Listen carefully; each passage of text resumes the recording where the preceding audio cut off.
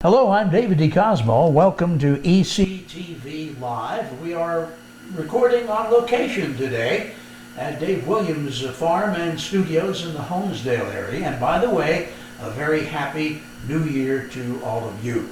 Every year we like to start our programming by talking to you about one of the biggest events that happens every year.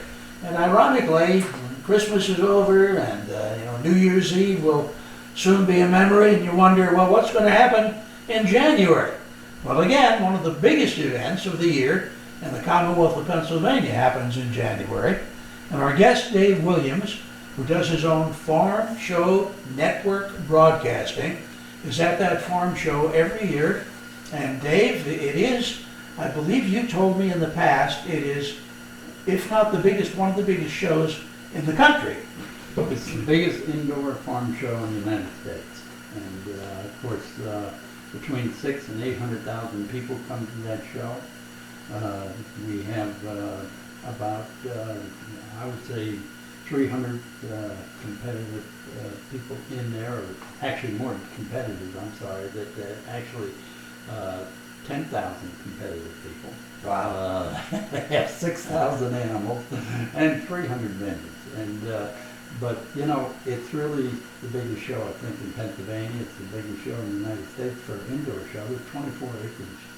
That's on the books, and that's a big contest. And farming, although it's hard for some of us, especially if you're in the metropolitan Scranton, Wilkes-Barre area, it's sometimes hard to realize that agriculture is still the prime industry in Pennsylvania. Number one industry. That's right. And there's a lot to that. If you stop and think about it, we all eat. Yeah. You know, it affects everybody. Some people don't have cars. Some people don't buy certain things, but we all eat. Right. We just don't see the farms as much as perhaps we used to because we have lost some. And additionally, when you do see one, you see it as a home and perhaps a barn and a silo, but you don't really see inside. Yeah. You don't see the working part of it. And of course at the farm show you get to see all that. Yeah. That's the great part. You see how your food is produced here in the United States and Pennsylvania.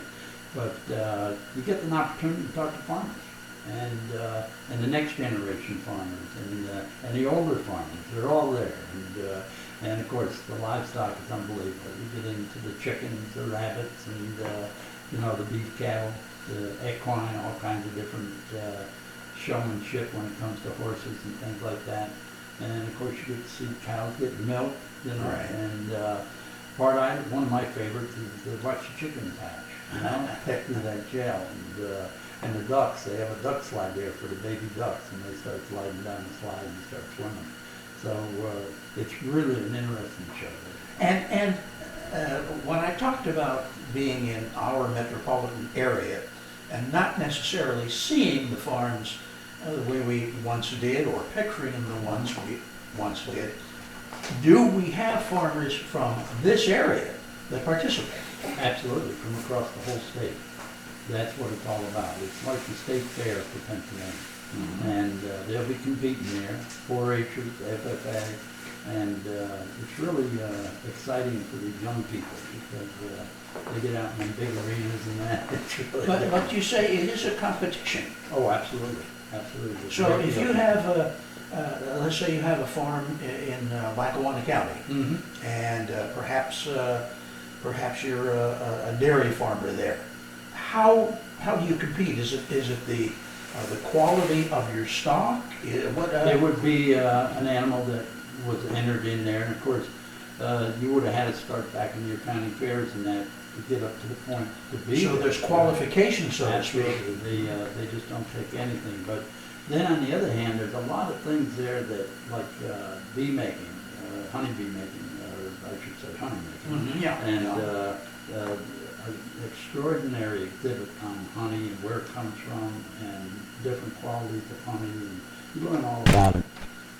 There's things like different, the sheep to shawl. That's a big favorite. Yeah, well, that's my wife's favorite event. Yeah.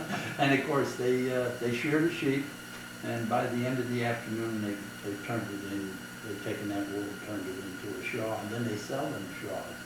And, you know, you can put scholarships and things like that. But really, there's so many things to see there. You better put your walking shoes on if you're coming. And that is a gigantic complex, isn't it? Yeah, absolutely. And, you know, like I said, it's 24 acres. Can you imagine a gigantic 24-acre field? And you have to cover that whole field in a day, and it's all chopped up in different areas. There's escalators there and everything else. So, you know, David, no matter what way we look at this, you know, you and I have seen it many times. I mean, I'm there every year. But, you know, different networks come there and they cover segments of the net. PCN, Pension and Cable Network, they cover the whole thing. They do a good job. Of course, they're good. You know, there are public television station. But what I see there is the innards of Pennsylvania agriculture. Anybody that's who in Pennsylvania, they come to that show. And you pointed something out that we shouldn't overlook, because once again, let's take the perception of a non-agricultural farmer, or non-agricultural person. And again, you see a farm, and what is a farm? Well, a farm is a place where we see them, we know they grow corn, and we see that they grow wheat and things. So we, again, that non-agricultural witness, thinks that is agriculture, and it is. But you mentioned the honey making. That's agriculture. Every bit of it. We mentioned one of the fastest, I believe one of the fastest growing would be wine in Pennsylvania. And I'm right across from the wine. But here again, we don't necessarily think of that as agriculture, but it certainly is. And of course, forestry. Well, how forestry? How is well, it's a product that we grow here in Pennsylvania, and that's really turned it into many products. Everything from a guitar hanging on the wall to, you know, naturally, and dishes and everything else. Yeah, and come to think of, we write on. Come to think of it, we've just gone through the Christmas season where Christmas trees that we purchased in our area may very well be from our area, but Christmas trees we purchased in New York City may very well be from our backyard here. And we call them tree farms. Okay, right. Appropriately named. Right. And you know, David, I mean, there's so many aspects to agriculture people don't realize. Then we get into the pharmaceutical part of it. Many of the products used in pharmaceutical come from agriculture. And for instance, the eggs that we actually have, the fertile eggs, that's what they make our flu vaccines out of. All these things fall right back to agriculture. And whether we think of agriculture as just corn, soybeans, and things like that, and milk we drink, it's much more than that. And today, the young farmers are going into it. Excuse me, but young farmers going into it have a much more educated view of it. Sure. Many of them go to college. Yeah, I think that would be the standard today, whereas in the past it was not necessarily the standard. Now, one of the things that we have not mentioned to you, first of all, the dates for this year's show. Do we have? Yes, 4th to the 11th. You get there on the 4th, that's opening day, and it's going to be crowded. Right. And the last day is on a Saturday, and it's always crowded then too. But during the week, for somebody coming from this area, that's the best time to go, and quite the day to come there. Pretty easy travel too. It basically just down Interstate 81 to the Harrisburg, or is it's to Harrisburg. You just take 81 down there. You'd be there about from the Scranton area in a little over 2 hours. Right, and the Fiesta de Resistance is the admission charge. How much is the admission charge, Dave? 0. Now, so if you're looking for a bargain, that would probably be the top bargain of 2020 as we begin 2020. There is a parking charge if you park in their lot, and I guess when they run shuttles from the lot over, or? Well, there's a big lot there too, and there's parking all around the building, so you're going to have to pay for parking one way or the other, but if you park up in the big parking lots, they if it get on like the weekends, it really gets so busy. They have extra parking lots where they shuttle you down there. Right. And I think sometimes that's better because you don't have to walk as far. Yeah, yeah. And of course, if you're paying a parking fee, remember that, don't equate that with an admission, because you may have 5 people in your car. Right. And it's only one car, so sure. Take a bus. Yeah. Now, obviously, there are particular, there's demonstrations, I guess, constantly. All the time. And, you know, so many different things going on, whether it's rabbit judging, you know, the cakes and all that they judge, you know, in other words, the different people that compete in pies and cakes and all that stuff, the Hershey Awards and that. And so that's one part of it. There's different types of entertainment there, the 4-H stand and the FFA stage. They have quite a bit of entertainment on them. And, you know, when you get to the rodeo on the last night, that's a big entertainment part too. But, you know, all during the week, there's so much to see that you won't run out of stuff to see. Yeah, as a matter of fact, I know you broadcast from there Right. every year, so I imagine you're taxed in just trying to go around and get various interviews from some of the various events. We actually broadcast 6 shows and 1 TV show, so we do quite a bit. This year will probably be more than that, but we're really been busy putting that together in the last 15 years or so, and it's worked out really well because I had a man last year come to me. He says, "I've been listening to you on different radio stations all the way from New York. I just wanted to see what you look like." Followed you all the way down. Right. So that's how it works, you know. And you know, but the people that are there, everybody's interested in what's going on. You know, a lot of, you know, sometimes we go someplace and we think, well, that person looks kind of different, and that looks different. The people there, you don't see fights, you don't see stuff like that. The people come there to really learn where the food comes from. And you know, when you talk about things that you can't see somewhere else, one of the premier attractions that I've caught a couple of them, and I've seen a few of them online when I didn't get there. There's always a tremendously large butter sculpture. That, I mean, I've seen a cow, full-size cow that's actually sculpted out of butter. Well, actually, I'm the farm broadcaster for the farm show, and they don't even tell me what it is. Oh, so you don't know till you get there? I don't know until they unveil it, and they have a big unveiling. It's a big deal. The governor comes and the Secretary of Agriculture and all, and then they unveil it, and it's normally on Friday morning, and then we know, so we can put it, people put it out in the press and all that kind of Right. stuff. And yeah, a lot of people think that I know ahead of time, but I don't. I don't. And but yes, you're right. And then all that butter gets melted down and used for different things. You know. So it's not just on display, It's put to recycled. use. It's recycled, yeah. And yeah, and there's a lot of things like that. You can learn so much about learn how to can. You can learn about hemp. Hemp's a big thing right now. People that want to grow hemp make money at it, and that, you know, and for pharmaceutical stuff. There's all kinds of education on that. There's education on dog laws and dogs and cats and everything like that too. You know, so I mentioned hemp, but I guess the newest agricultural development in the state of Pennsylvania, as some of our laws have changed. Yeah. And so and I guess the potential. Well, and of course hemp was grown years ago and used for fiber. And right here in Wayne County, we used to grow a lot of it. And George Washington grew it. Is that right?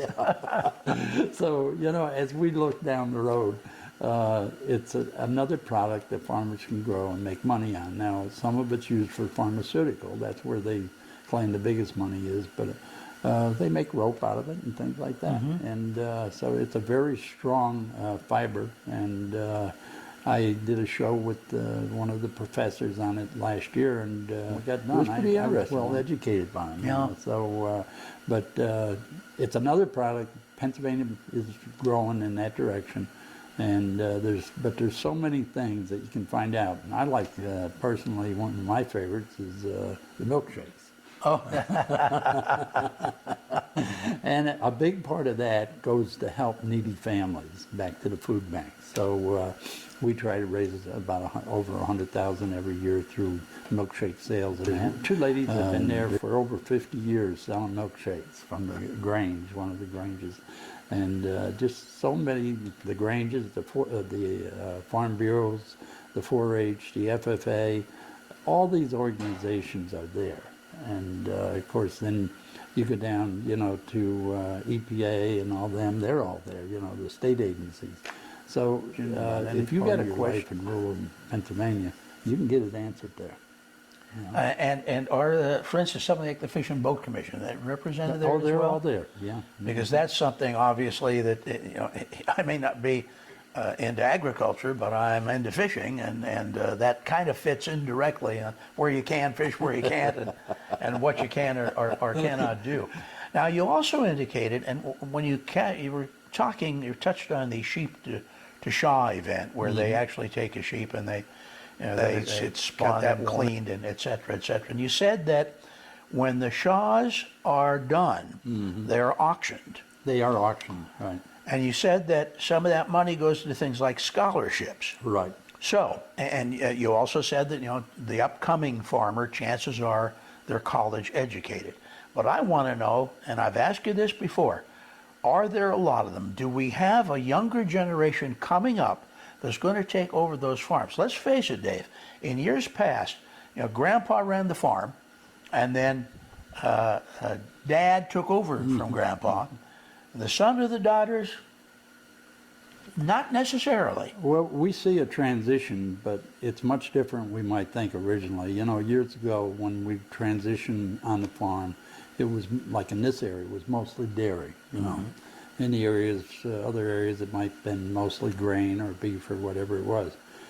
We're seeing more, the ones that do transitions are actually going into different varieties of farming all at once. And in other words, what I'm trying to say is they're not just sticking to dairy, they're not just sticking to grain, they're not just sticking to raising hogs, and they're actually getting diversified. And they're the ones which can be a safety factor, since agriculture is so weather dependent, where if you do focus on one particular crop, right, conceivably could be wiped out in a particular year. And these are the farms, young farmers, that I'm seeing that are being successful. We have them right here. I see them in different counties. And most of them try to be independent, in other words, selling direct. And a great deal of that we're seeing today. So it's going back to kind of like the old days, I guess. Well, let's face it, one of the most successful operations for consumers in the state has been the farmers markets. Yeah. And I know my wife and I visit one or two regularly. And then there's been where a bonus to that, the government has provided vouchers for income. That's correct. And the income limits that are set for those vouchers are not outrageous at all. No. Most retired people can make those income guidelines. And you get those vouchers, which I believe they're $5 each, and you get something like... Yes, they are. And, the important part of them is that so many people, as they get older especially, they don't eat fresh vegetables. And this actually kind of forces them to eat proper food. Right? And not only that, it helps the farmers markets. And the farmers markets is a place where the confidence of our food made in America is built up, because they get to talk to the farmers that grow their food. Basically, and that's what the farm show is all about. You get to talk to the people that grow your food, and it makes them feel much more at ease when they hear all these, so many stories out there about food. You just wonder. We just had, here in the last year or so, they came out with all the new studies showing where whole milk is so much better for you than 1 or 2% milk. 30% less chance of stroke, heart attack, or if you're obese, it'll cut down your obesity, and also at the same time, if you're diabetic, it's much better for you. So these are things that's in the American Medical Journal now, but it hasn't gotten to the general population. So shows like this is where we get that information out. Yeah, that's a chance for people to learn more and more about the industry that feeds them and what it takes to get that done. Are we gaining farms? Are we losing farms? Is it pretty much status quo? Well, what's happened is a lot of the farms that went out were taken over by bigger farms. Now, in our county here, we've lost a lot of dairy farms because we've been mainly dairy for many, many years. In 1960, we had 1,600 dairy farms. Right now, we're down to 40. Oh, wow. So that's a tremendous difference. And I remember we had a show up at the fair. We had like 387 in 2000. It's still a tremendous decline. But that goes to prices and things like that also. And the farmer just can't make a living. They ain't going to stay doing it. But, you know, here in Wayne County, they're looking into building a processing plant and stuff like that. And trying to make it so it's more viable for farmers, right? We need to keep these farmers for more than one reason, David. If you really think about it, every time a farmer goes out, if it gets chopped up in the houses, it's going to affect your ecology. The great water supply we have in this part of the country is kept clean by that open land. The more that we do away with, the more chances we are of polluted water and things like that.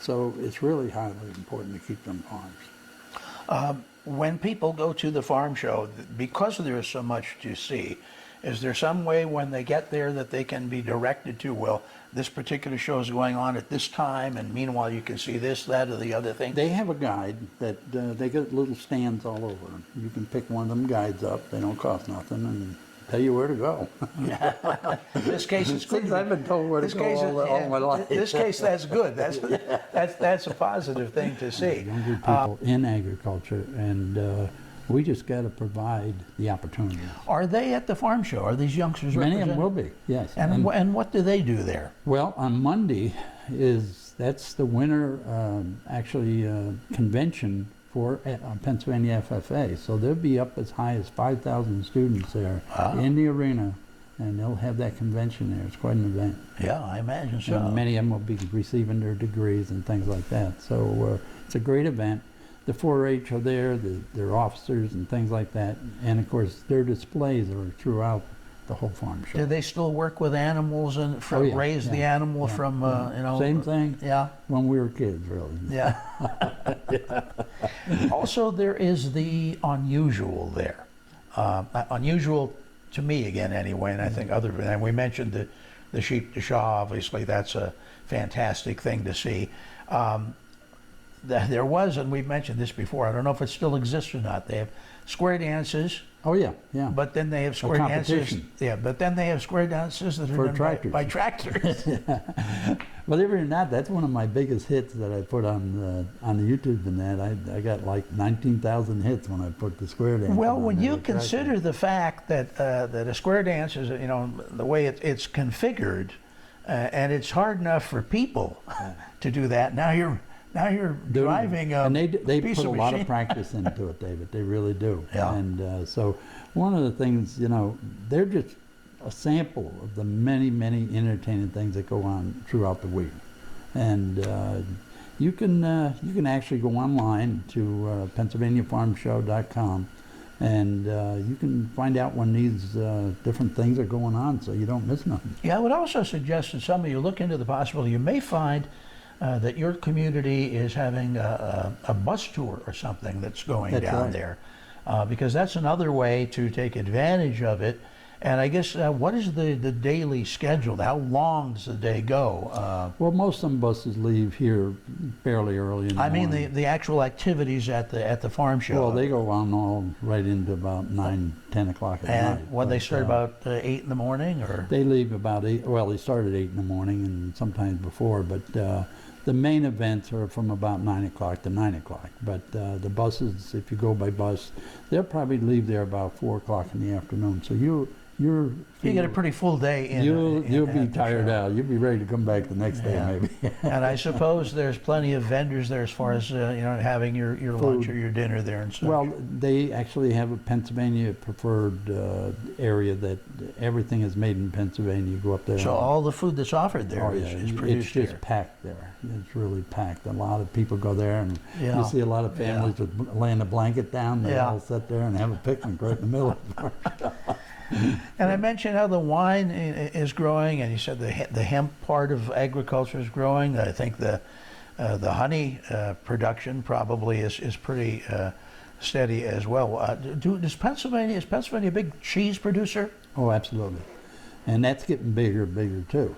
Right here in Wayne County, we have an excellent cheese connoisseur, Calkins Creamery out there. They do a wonderful job. But we see this all over the country. And can you get examples of how that is put together at the farm show?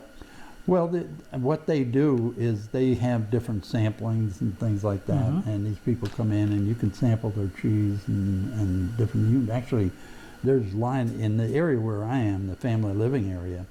All kinds of food, kibasi's and all that is there for samples. Yeah. And I think maybe there's so much there that really you could easily spend a couple days to see everything. You can spend a week there and still not see everything.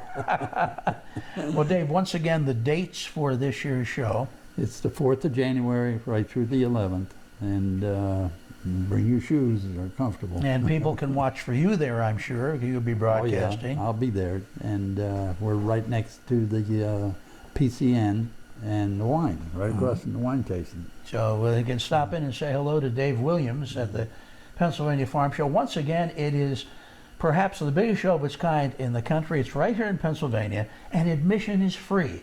So what a great way to start the new year, learn about some of your neighbors that are still laboring to put food on your table, and learn about some of the unique crafts and things that come out of agriculture. You're going to see a lot being done. Actually, there are places for hands-on as well for the kids and things, right?